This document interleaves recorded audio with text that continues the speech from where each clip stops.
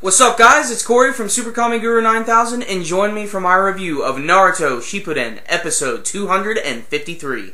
This was it, guys. This was the death of another Akatsuki member, the only female member, the death of Konan.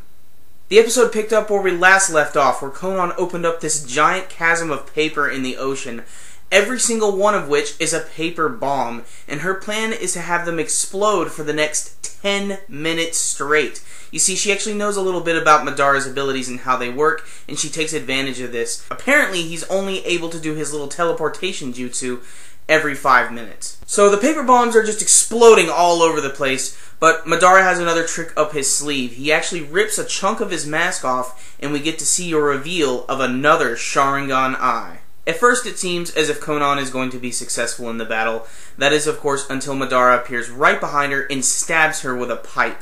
He goes on to explain that he used Izanagi, which is an insanely cheap technique, which basically gives you the ability to pretty much do whatever you want, and of course it stems from the Sage of the Six Paths abilities, and he goes on to explain that he's basically the second coming of the Sage of the Six Paths because he can use the Uchiha powers and the Senju powers. Because he used Izanagi, however, he does lose that eye, as you can see it shutting. So Konan manages to escape, and she has one last-ditch effort to attack Madara, and she uses what I can only describe as a paper destructo disc, and it's a really cool technique. Unfortunately, Madara is able to just get around it, and there's a lot of really cool action here. I love in particular the fact that Madara has no arm, and he's using just a pipe, and he's deflecting all of these attacks that she's sending at him, and it's actually some really cool action. Unfortunately, Madara is able to get in close, and he's able to finish off Konan, but before he does, he wants to get information out of her and find out where the Rinnegan is. Madara makes his way to what appears to be a shrine to both Yahiko and Nagato, where he finds them, and he's able to take the Rinnegan eye for himself. We're then treated to a little bit of a flashback, which is kind of a tearjerker for some, especially if you haven't seen this material before. But basically, we get to see the flashback of the original team of Yahiko, Nagato, and Konan when they were with Jiraiya at the time. And it's a funny scene because they're all wearing the frog suits, and it looks hilarious. It's a Super Mario Bros. 3 power-up. But it's basically a little scene where they show these little flip cards, where they show if it's a white, you're going to be out. If it's red, you're going to be in. And this is just to symbolize when they're going to be, you know, out and in at the same time. You know, it's blah, blah, blah, blah, blah. But it's a nice little touching scene. You know, they all get to train together and everything. We get to see them training with Jiraiya with some other really good action. And then we also get some flashbacks of the original Akatsuki organization. We can see their original intentions a little bit more. There's also a nice little scene between Konan and Yahiko. We can see that apparently they did have some strong feelings for each other, and that was clarified in this episode. One part of the episode that I really, really loved was this great symbolism shot. Before they went to the flashbacks, they showed that Konan was dead in the water, and there was a piece of paper attached to her that became red and then eventually floated off into the sky. When they're done with the flashbacks, they go back to their original hideout years later where everything has changed a little bit, and you can see the little piece of red paper floating down, and it actually goes into the building, and it covers up the white flip card that she had never turned around.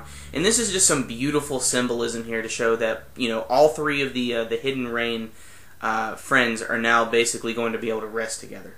The episode ended with some badassery. We get to see that Madara has a brand new outfit. It looks really cool. He's got the white mask. He's got the huge fan that Madara was using. It's really cool. And they eventually get the intel from Kisame from that shark, and it looks like they're finally going to capture the Nine Tails.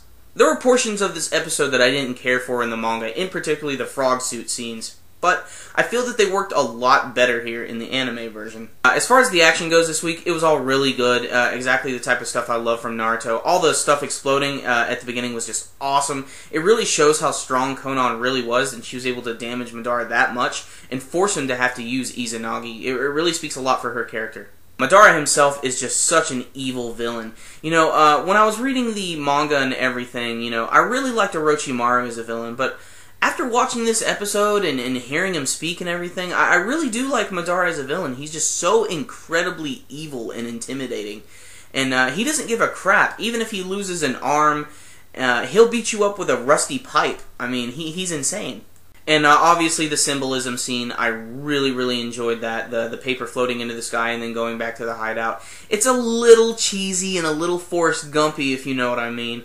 I don't know, something about that scene, it really hit me right here. It was just really well done. It was a little different in the manga version. I guess just seeing it in color and the music and everything was great. And speaking of the music, I'm glad that I got to hear the old Akatsuki theme again, the one that they were using mostly in the beginning half of Shippuden, because I think that goes with Madara really, really well. It's just so brooding and evil. So this was a really great episode, very emotional and full of some really great action, and it's a great cap-off to those three characters, Yahiko, Nagato, and Konan. So I'm going to give this one a 9 out of 10. Just a really, really great episode, really great pacing, a lot of good animation and artwork. So make sure and check it out, guys. This is a really important episode.